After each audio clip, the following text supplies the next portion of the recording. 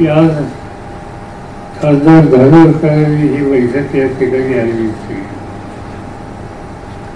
आणि त्याचं महत्त्वाचं कारण की आम्ही लोक सार्वजनिक जीवनामध्ये काम करतो,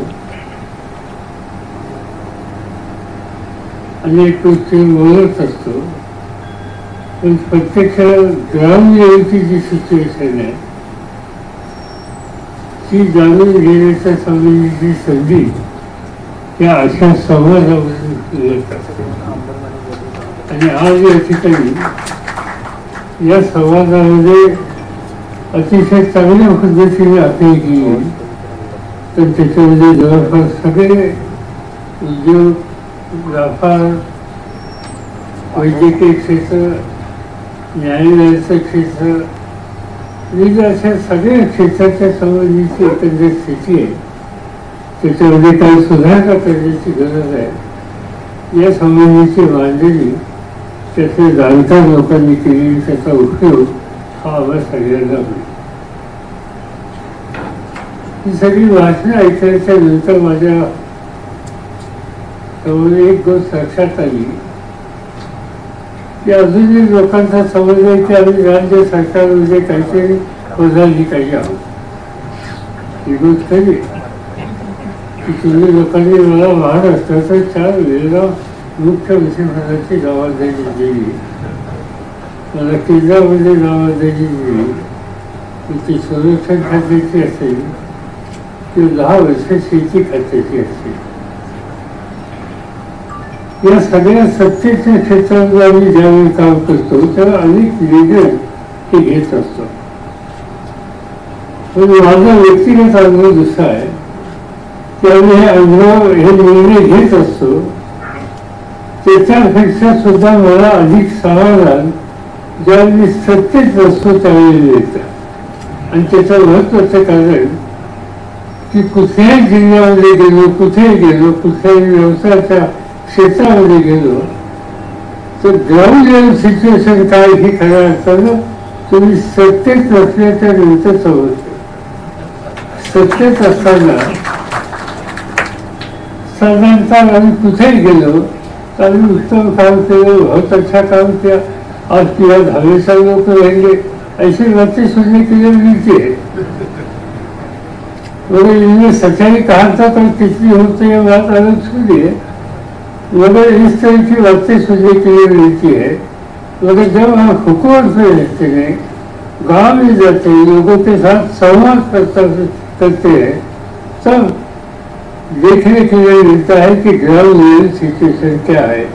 हमने नीति तय की, उन नीति के परिणाम, इसके लाभ कहाँ तक नीचे तक गए हैं, ये हुकूमत में रहते तक देखने के लिए मिलती है. प्रफुल्ल भाई मुझसे कभी कभी नाराज होते हैं क्योंकि हम जब राज्य के पूरे कार्यक्रम के लिए इधर उधर जाते हैं तो मेरी कोशिश होती है कि हमेशा लाभ और ज़्यादा हेलीकॉप्टर इस्तेमाल निर्माण इसका इस्तेमाल ज़्यादा नहीं करना. बहुत ही दूर का प्रवास हो तो ही हेलीकॉप्टर या विमान का इस्तेमाल करना, क्योंकि लाभ और जाने से पता लगता है कि फसल की क्या स्थिति है, किसानों की क्या स्थिति है, सड़क की क्या स्थिति है, बिजली की क्या स्थिति है. और इसलिए हमेशा लाभ और ज़्यादा इसका लाभ जो निर्णय घेने की प्रक्रिया में संबंधित लोग हैं उनके लिए बहुत होता है. जो मैं करता हूँ और मुझे खुशी है कि पिछले 2-3 दिन से हम चाहे गढ़चिरौली हो, चंद्रपुर हो, इनसे राखपुर हो, यहाँ गए, लोगों से बातें की, रास्ते से परिस्थिति देखी और कई सुझाव लोगों ने जो दिया वो चाहे हम हुकूमत में हो या न हो, मगर आज हम सब लोग पार्लियामेंट के विधानसभा इसमें शामिल है, तो चाहे दिल्ली हो चाहे मुंबई हो, जो कोई संबंधित है इन लोगों के सामने ये स्थिति बताकर इसमें कोई सुधार कर सकते हैं क्या, इस पर हमारा ध्यान रहेगा. कि फायदा मैं आप लोगों को विश्वास देना चाहता हूँ. जैसे प्रफुल्ल भाई ने कहा कि उद्योग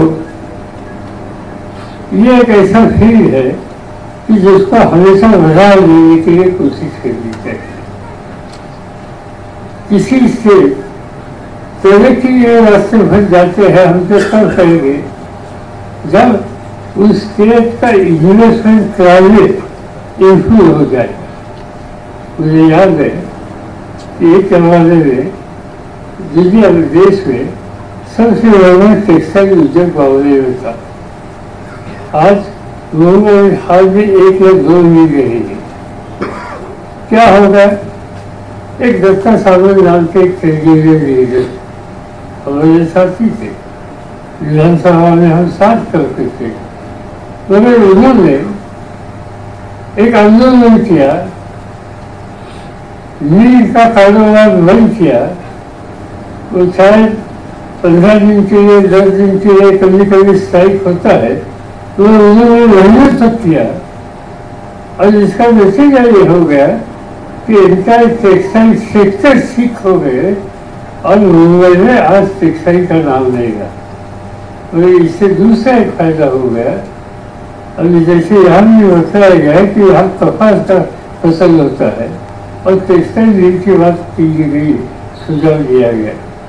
मेरा साफ कहना है कि कंपोजिट नील टेक्सटाइल की ये कंसेप्ट की बात हम छोड़िए। आज कंपोजिट नील ये कंसेप्ट हमें ठीक तरह से चलती है, ये दुनिया में देखने के लिए मिलती है। आज क्या होता है? अभी समझो इचन करेंगे, इचन करेंगे में लूट है, सूत की गिरनी है, वहाँ सूत तैयार होता है, सूत तैयार होता है, इससे लूट कर कपड़ा तैयार होता है। कपड़ा तैयार होने के बाद ब्लीचिंग प्लांट है, ब्लीचिंग करके इसका कलर ठीक करने के लिए काम होते हैं और आगे बहुत कुछ प्रक्रिया होती है। इसमें फायदा क्या हो गया कि एक कॉन्सेंट्रेटेड इंडस्ट्री एक ही जगह पर जो स्थिति इससे पैदा होती है, इससे डिसेंट्रलाइज स्वरूप से विकेंद्रित स्वरूप कि यहाँ गिनी फिर से रहेगा, वहाँ सूद गिनी होगी, वहाँ पानी होंगे, वहाँ ब्लीचिंग प्लांट होंगे। तो 1, 2, 3, 4, 5, 6 जगह पर अलग अलग किस्म के छोटे उद्योग कपास के क्षेत्र के, टेक्सटाइल के क्षेत्र के आज हम पैदा कर सकते हैं और इसका लाभ हो सकता है। टेक्सटाइल पार्क का फायदा होता है। टेक्सटाइल पार्क होने क्या एग्जैक्टली क्या होता है? टेक्सटाइल पार्क में पूरा कंसेप्ट इस तरह का नहीं है कि वहाँ पूरी इंडस्ट्री खाली लगेगी। टेक्सटाइल पार्क में छोटे छोटे उद्योग जो टेक्सटाइल के फील्ड में है वो इकट्ठा आते हैं। इंफ्रास्ट्रक्चर सरकार देती है, वो अपने अपने छोटे प्लांट वहाँ लगाते हैं और जो कहीं उनका प्रोडक्ट है वो मार्केट में बेचने के लिए ध्यान देते हैं। मैंने खुद मेरे क्षेत्र में आज में तो 10 साल पहले टेक्सटाइल पार्क के एक रेस्तरां खड़ी करने के लिए प्रयास किए थे और मुझे खुशी है कि वहाँ आज 8,000 महिला काम करते हैं तो टेक्सटाइल पार्क में। इसमें एक यूनिट में 14 यूनिट है, अलग अलग छोटे छोटे कॉटन की नाम की कंपनी और कुछ कंपनी, इन सभी के छोटे छोटे यूनिट। ये डिसेंट्रलाइज है, यह रास्ता हम लोगों ने सोचना होगा। पूना शहर आज इंडस्ट्री के बारे में इम्पोर्टेंट शहर हो गया। एक जमाने में पूना एजुकेशन का हम जा सकते पढ़ाई के लिए। आज भी पूना में कम से कम 1 से 1.5 लाख तक स्टूडेंट पूरे देश से आते हैं, देश के बाहर से आते हैं, क्योंकि ये पूना में एक एजुकेशन का कल्चर रहा होगा। मगर वहाँ इंडस्ट्री लाने के लिए कोशिश की गई। महाराष्ट्र के पहले मुख्यमंत्री थे वाल्मी चौहान। तो वाल्मी चौहान साहब ने इंडस्ट्री खाली बॉम्बे में थी, इसमें सुधार करने की बात कही थी और उन्होंने इंडस्ट्रियल सेक्टर डिसेंट्रलाइज कैसे होगा इसमें ध्यान दिया था। मैं काम करता था उनके साथ एक छोटा कार्यकर्ता के नाते से, और मैं देखता था हमेशा उनकी नीति क्या है, किस तरह से कैसे। उन्होंने ध्यान भी टाटा साहब को रिक्वेस्ट की और उनको ये कहा कि आप टाटा का एक सेंटर, एक इंडस्ट्री वहाँ पूरी कीजिए, और टाटा का ऑटोमोबाइल का सेक्टर का वहाँ उन्होंने शुरू करने के लिए मदद की, वो खड़ा हो गए। उन्होंने कमल बजाज साहब को बुलाया और कमल बजाज साहब को लगाकर टू व्हीलर का सेक्टर में डालने के लिए कुछ न कुछ यहाँ आप कर सकते हैं, ये सुझाव दे दिया कमल बजाज साहब ने। बाद में राहुल बजाज साहब ने आज दुनिया में सबसे ज्यादा टू व्हीलर का प्रोडक्शन पैदा करने वाला बजाज ऑटो का सेंटर वहाँ कर रहा। ऐसी कई इंडस्ट्री वहाँ की। ये एक जमाना था और तब इसकी शुरुआत के लिए सबकी आवश्यकता थी। बाद में मेरे पास जिम्मेदारी आने के बाद मेरे स्थिति में बदलाव थे। मैंने पूना में इंडस्ट्री लगाने के लिए पाबंदी लगाई। हमने इस तरह से कदम उठाया कि पूना में अभी इंडस्ट्री नहीं चाहिए, हमें इंडस्ट्री चाहिए तो डिसेंट्रलाइज लैंड।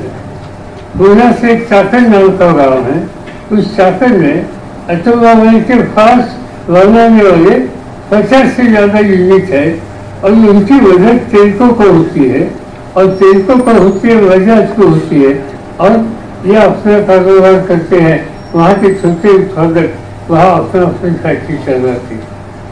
वैसे एक रामधन गाँव नाम का गाँव है, वहाँ भी कुछ इस तरह के इंडस्ट्रियल सेटअप वहाँ से 40 माइल पर होने करीब आज बहुत प्रॉस्परस सेंटर वो बन गया। आज पूना के पास 50 माइल या 60 माइल में इस तरह से अलग अलग छोटे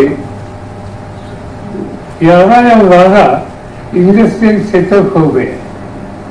एक बात की कि 10,000 से ज्यादा मजदूर वहाँ नहीं चाहिए। मजदूर ज्यादा नहीं चाहिए, इसलिए एक नौकरी या काम करने का मौका एक ही जगह पर मिले तो ऑर्गेनाइजेशन के फार्मर बाद में तैयार होते हैं। और इसलिए डिसेंट्रलाइज मैनेज इंडस्ट्री खड़ी करने के लिए कोशिश की, आज वहाँ कामयाबी हुई। और जैसी स्थिति बदलती है, डिमांड बदलती है, उस तरह से इस बारे में कौन से कदम हम लोगों ने डालना चाहिए ये भी सोचने की जरूरत है।